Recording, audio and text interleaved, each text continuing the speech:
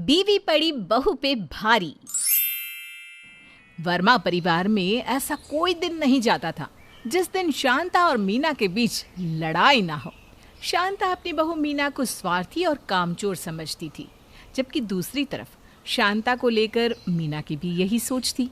दोनों सास बहू की नाक पर गुस्सा हमेशा सवार रहता था।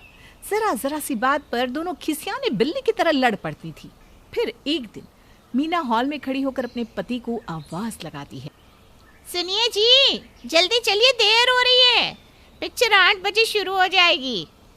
अरे बहू, रोज बाहर की पिक्चर देखती है, कभी घर की पिक्चर पर भी ध्यान दे दे। पिछले 1 हफ्ते से मेरे घुटनों में दर्द है। ये देख, मैं बाजार से तेल भी खरीद कर ले आई हूँ, जरा घुटनों की मालिश तो कर दे। ओहो, मालिश करवाने का क्या सही समय चुना है आपने। आप क्या चाहती हैं कि मैं अपने सुख चैन को छोड़कर आपकी खातिरदारी में लग जाऊं? अरे मैं तेरी सास हूँ, मेरी सेवा करना तेरा फर्ज है। रहने दीजिए मम्मी जी, ज्यादा फर्ज की बातें ना करिए। नीलम चाची ने मुझे आपके बारे में सब बताया है। जब आप शादी करके इस घर में बहू बनकर आई थी, तब आप अपनी सास को बहुत परेशान किया करती थी।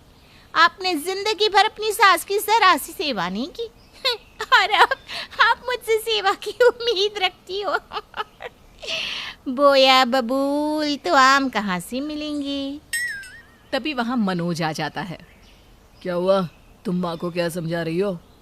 कुछ नहीं, मैं तो मम्मी जी को भागवत गीता की कुछ श्लोक सुना रही थी। चलिए ना, पिक्चर का समय हो गया है जी। उसके बाद दोनों पति पत्नी पिक्चर देखने चले जाते हैं। ये नीलम की बच्ची कुछ ज्यादा ही जुबान चलाती है। मेरी कल की आई बहू के सामने मेरी असलियत बताती है। अब मैं इसकी अच्छी खबर लूंगी। उसके बाद शांता नीलम के पास जाकर उससे खूब झगड़ा करती है। और फिर एक दिन, बेटा, मुझे डॉक्टर के पास जाना है, इलाज करवाना बहुत ज़रूरी है, ज़रा पैसे तो देना। ठीक है माँ, तुम मेरा एटीएम कार्ड लेकर जाओ, जितनी ज़रूरत हो उतने पैसे निकाल लेना।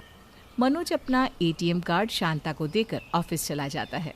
दूसरी तरफ शांता अपनी सहेलियों के साथ पास के मार्केट में जाती है और अपनी पसंद की ढेर सारी शॉपिंग करती है। जब शांता सारा सामान लेकर घर आती है तो उसे देखकर मीना को बड़ा ताज्जुब होता है। अरे बाप रे, इस बुढ़िया के पास इतना सारा सामान कहाँ से आ गया? इसने तो बहुत सारी महंगी महंगी चीज़ें खरीदी हैं। आखिर इसके पास इतने सारे पैसे आए कहाँ से? फिर मीना शांता के पास जाकर उसे शॉपिंग के बारे में पूछने लगती है।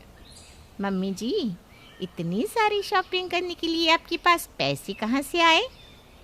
मेरे पास कोई पैसों का पेड़ है क्या?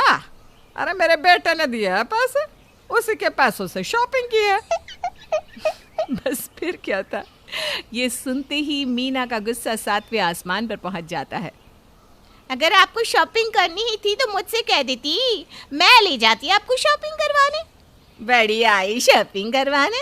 अरे इतने साल हो गए तुझे घर में आए, अभी तक तूने मुझे टूटी चप्पल भी खरीद कर नहीं दी, तो क्या मुझे शॉपिंग करवाएगी? अरे रहने दीजिए मम्मी जी, आप ना हमेशा अपने मन की करती हो। अपने बेटे से झूठ बोलकर बहाने बहाने से पैसे लेती हो, है ना? तो तू कौन सा राजा हरिश्चंद्र के खानदान की है? तू भी तो मेरे बेटे को बेवकूफ़ बनाकर उससे पैसे लेती है। देख, बेकार में ना मेरा दिमाग खराब मत कर, वरना ठीक नहीं होगा। उसके बाद शांता अपने कमरे में चली जाती है। दूसरी तरफ मीना अपना सारा गुस्सा मनोज पर उतारने का फैसला करती है। फिर वो उसी वक्त मनोज को फ़ोन करके उसे खरी खोटी सुनाने लगती है। मनोज, तुम्हारी हिम्मत कैसे हुई मुझसे पूछे बिना मम्मी जी को पैसे देने की? अरे ऐसा क्या गजब हो गया? माँ को अपना इलाज करवाना था, इसलिए मैंने उन्हें अपना एटीएम कार्ड दिया था। इसमें इतना हैरान होने वाली क्या बात है? तुम्हारी माँ दवाइयों के साथ साथ ढेर सारी शॉपिंग भी करके आई है। खबरदार मनोज, अगर आज के बाद तुमने मुझसे पूछे बिना अपनी माँ को एक फूटी कौड़ी भी दी तो मैं तुम्हारा जीना हराम कर दूंगी, समझ गए ना? रखो फोन। इतना कहकर मीना फ़ोन कट कर देती है। दूसरी तरफ सारी बात सुनने के बाद मनोज चिंता में डूब जाता है। मेरे घर में ये दोनों रोज महाभारत शुरू कर देती है, इन दोनों में जरा भी नहीं बनती। मुझे कुछ ऐसा करना चाहिए जिससे ये दोनों हमेशा मिलजुल कर हंसी खुशी से साथ में रहे। और फिर संडे आते ही मनोज अपनी पत्नी और माँ के पास जाकर उन्हें शॉपिंग पर चलने के लिए कहता है। चलो, आज मैं तुम दोनों को शॉपिंग कराने ले जाऊंगा। तुम दोनों को जो जो खरीदना है खरीद लेना। उसके बाद हम एक बड़े रेस्टोरेंट में खाना खाने भी जाएंगे। ये सुनकर दोनों खुश हो जाती हैं। फिर मनोज उन दोनों को एक बड़े शॉपिंग मॉल में ले जाता है। तभी शांता की नज़र एक साड़ी पर पड़ती है। बेटा, ये साड़ी मुझे बहुत पसंद आई, मैं इसे खरीदना चाहती हूँ। ठीक है माँ, खरीद लो इसे। उसके बाद मनोज साड़ी के पैसे दे देता है। फिर वो तीनों थोड़ा आगे जाते हैं। तभी मीना को एक सुनहरी सैंडल बहुत पसंद आती है। वाह, कितनी सुंदर सैंडल है, मैं तो ये खरीदूंगी। कितने की है भैया? सैंडल 10,000 की है बहन जी। अच्छा, कोई ना, पैक कर दीजिए इसे। अरे तेरा दिमाग खराब हो गया है क्या बहू? 10,000 की सैंडल पहनेगी? पागल हो गई है क्या? अरे कोई जरूरत नहीं इसे खरीदने की। अच्छा, अभी थोड़ी देर पहले आपने 5,000 की साड़ी खरीदी है। आप तो बूढ़ी हो चुकी हो, फिर भी 5,000 की साड़ी पहनती हो ना, तो मैं 10,000 की सैंडल क्यों नहीं पहन सकती? मैं यही सैंडल खरीदूंगी। ए भगवान, तूने मुझे कैसी बेअकल बहू दी है। हर समय पैसे लुटाने के बारे में सोचती रहती है। पता नहीं मेरे मरने के बाद ये मेरे बेटे की क्या हालत करेगी। देखो मनोज, मम्मी जी मुझे बेवजह ताना मार रही है। इनसे कह दो कि चुप हो जाए, वरना ठीक नहीं होगा।